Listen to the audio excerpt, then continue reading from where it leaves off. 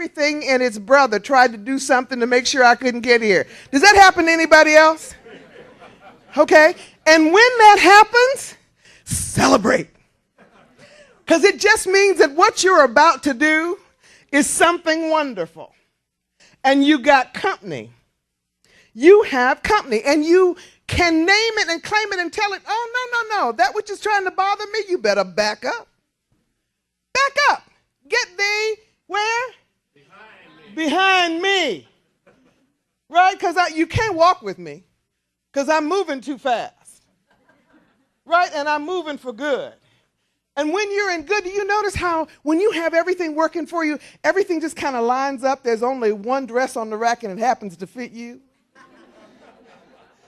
If you're looking for a dress. Okay, you're welcome. But then there's a business partner that shows up for the plan that you had in mind some time ago, and he has everything you need. You've had that experience. I know you have. You can have it all, but there's only one way you get to have it. You have to realize who you are in the face of it all. Now, you know where I'm going, right? I am a spiritual being, living in a spiritual universe, governed by spiritual laws, having a human experience. After me. I am a spiritual being, living in a spiritual universe, governed by spiritual laws, having a human experience.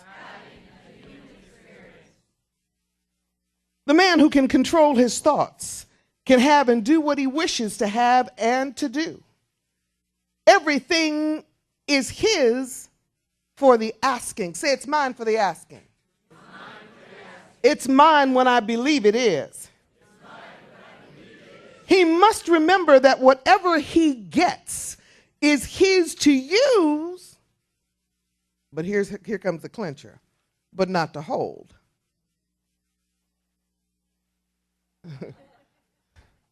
It's yours to use, but not to hold. That's why the Indians thought we were crazy when we started calling this is my land. What a joke, they said. The fools are crazy. Creation is always flowing by, and we have as much of it as we can take and use. More than that would create stagnation. And from this friendly face, absolutely love it. You can tell I don't like what I do. Why should you care about the evolution of your own soul? Deep down, you want true freedom. Oh, I'm not referring to freedom from fear or worry or the problems that plague everyday life. I'm pointing to the freedom to choose, to consciously participate in the evolutionary thrust of the universe. Did you catch that? Not the freedom from fear or worry, but the freedom to participate in the evolutionary thrust of the universe. You are somebody. You are somebody. Think about that for a moment. What would it be like if you consciously chose every step in your life and no longer allowed yourself to be pushed about by external circumstances? If you're like the average individual, you don't choose, you react. Choice is a function of awareness. And awareness begins with an understanding that you are a spiritual being, that you have never been born, nor will you ever die, and that your life's purpose is to evolve and reveal universal intelligence, which is simply another name for God.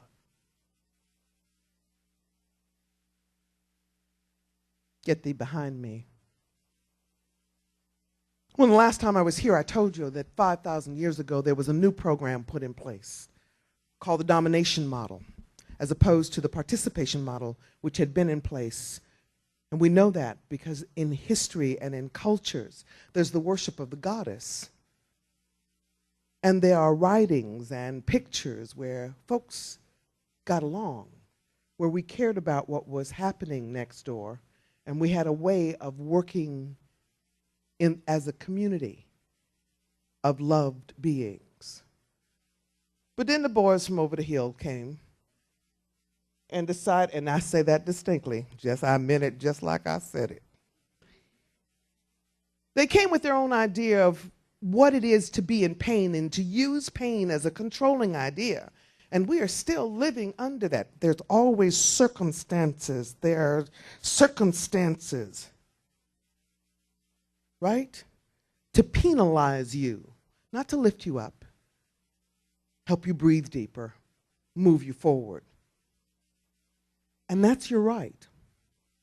So life is about living from your right to be. But as a spiritual being, there's only one way you get to do that. And that's connected with the source of all life. I can do nothing. It is the presence within me that doeth the work. Say that. It is the presence within me that doeth the work. What if every day you got up and you said, okay, God, thank you for this breath in my body, and what are we doing today? And you just sat down and you listened. What if your life was in such a way that you could just get up and say, Spirit of the living God, what are we doing today? And then you could get about doing that. A story. Joseph. Now, one of the Josephs in the Old Testament. When we knew him early on in childhood in Baptist education, he was the Joseph of the coat of many colors. Had 7 brothers. He was the baby. And his father loved him very, very, very, very much. And so he gave him this coat of many colors.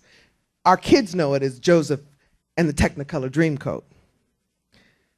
Just a twist on an old theme. So his brothers got tired of all this making over of their baby brother. And they decided they were going to get rid of him. Jealousy. Say, jealousy, get thee behind me. So they took the coat, put some lamb's blood on it, and took Joseph and sold him to a passing caravan. Now, wouldn't that look like trouble to you? But you see, Joseph, understanding that he is connected to the allness of all, says something like this: God, I am loved by you, and I love you.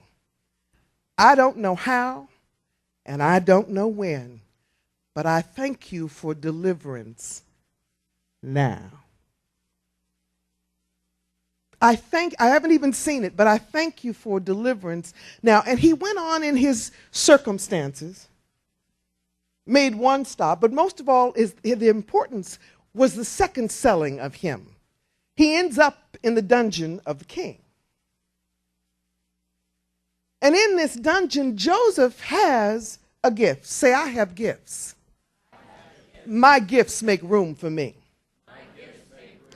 So while he's in jail, a cook who has been wronged from the king's chamber gets thrown in the same cell. Now, this cook is having a dream, and it's worrying him, and he talks to Joseph about it, and Joseph prays and comes up with an interpretation for his dream that lets him know that he will get out of prison. Now, this is hard for the man to believe because somebody just lied on him and put him in there. Why do things Why do bad things happen to good people? We don't know. But sometimes it's part of a bigger plan.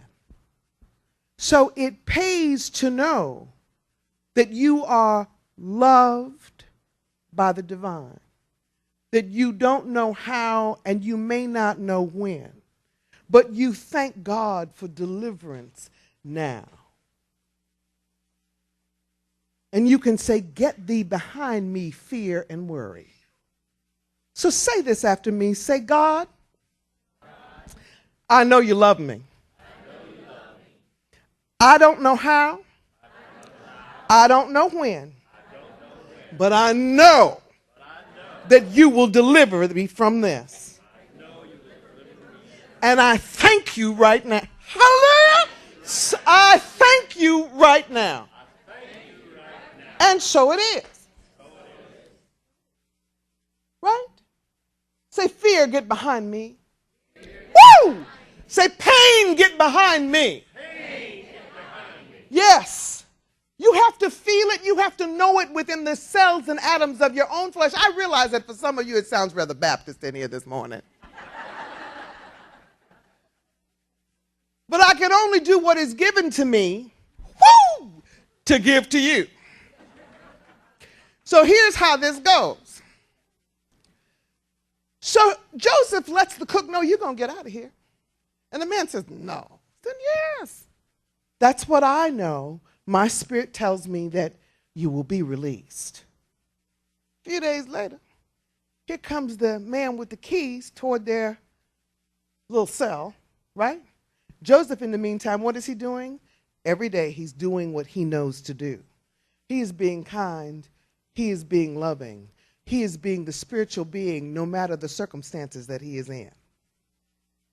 And he is praying his prayer of thanksgiving because he knows he's out. Cook gets released.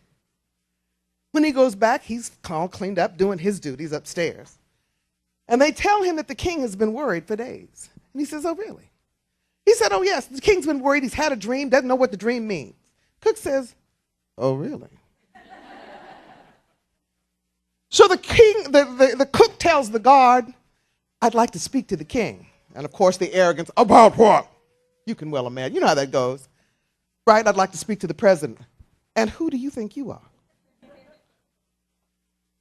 And so he moves along and gets to, the guard tells the king, the cook says, there's a man who can help you in your prison.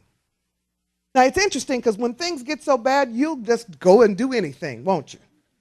To relieve the stress of who you are.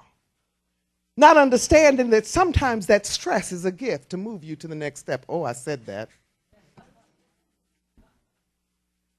So the king gets Joseph out of jail, comes before him in chains. And he says, young man, I understand that you can tell me something about my dreams. And he said, sire, I don't know, but I can ask my God. And so the king proceeds to tell him, well, I saw 7 fat calves and 7 lean calves. And Joseph breathes and prays. And he interprets the king's dream to mean that there will be 7 years of famine. And 7 years of plenty, followed by 7 years of famine, followed by 7 years of plenty. So the king, believing this young man, says, I have a job for you. I want you to establish granaries. So then the 7 years of lean, my people can be taken care of. Now here's a boy fresh out of prison, knows nothing about a grain bill. Say, my gifts will make room for him. Hallelujah! My gifts will make room for me. He didn't know anything about building. But what he did know was the presence that lives within him, which is the same presence that lives within you and I. Joseph's got a new job. He's clean. Got a little crown. Got a new ring. People are working for him. And he's gracious. And he's kind.